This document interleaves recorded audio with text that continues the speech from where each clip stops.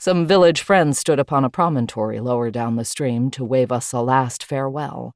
But we, having already performed these shore rites, with excusable reserve, as befits those who are embarked on unusual enterprises who behold but speak not, silently glided past the firm lands of Concord, both peopled cape and lonely summer meadow, with steady sweeps. And yet we did unbend so far as to let our guns speak for us when at length we had swept out of sight, and thus left the woods to ring again with their echoes. And it may be that many russet-clad children lurking in these broad meadows with the bittern and the woodcock and the rail, though wholly concealed by brakes and hardhack and meadow-sweet, heard our salute that afternoon. We were soon floating past the first regular battleground of the Revolution, resting on our oars between the still visible abutments of that North Bridge, over which, in April 1775, rolled the first faint tide of that war, which ceased not till, as we read on the stone on our right, it gave peace to these United States.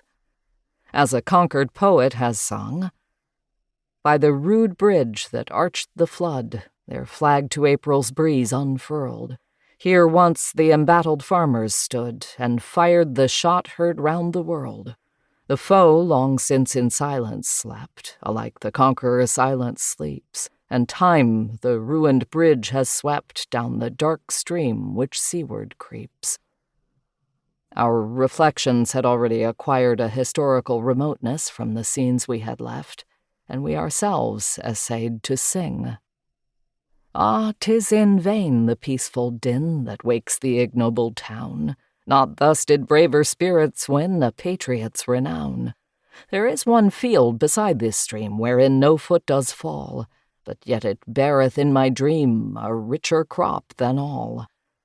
Let me believe a dream so dear some heart beat high that day, above the petty province here, and Britain far away.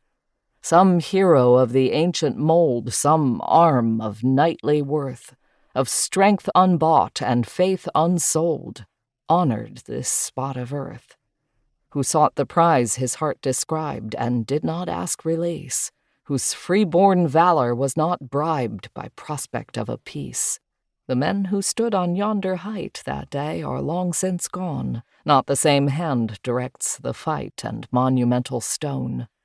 Ye were the Grecian cities then, the Romes of modern birth, where the New England husbandmen have shown a Roman worth. In vain I search a foreign land to find our Bunker Hill, and Lexington and Concord stand by no Laconian rill.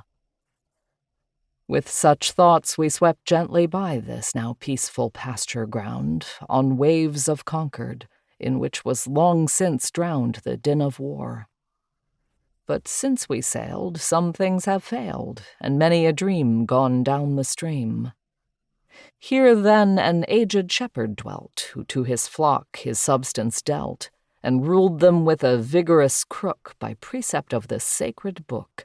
But he the peerless bridge passed o'er, and solitary left the shore. Anon a youthful pastor came, whose crook was not unknown to fame. His lambs he viewed with gentle glance, spread o'er the country's wide expanse, and fed with mosses from the manse. Here was our hawthorn in the dale, and here the shepherd told his tale. That slight shaft had now sunk behind the hills, and we had floated round the neighboring bend and under the new North Bridge between Punkatassett and the Poplar Hill, into the great meadows which, like a broad moccasin print, have leveled a fertile and juicy place in nature.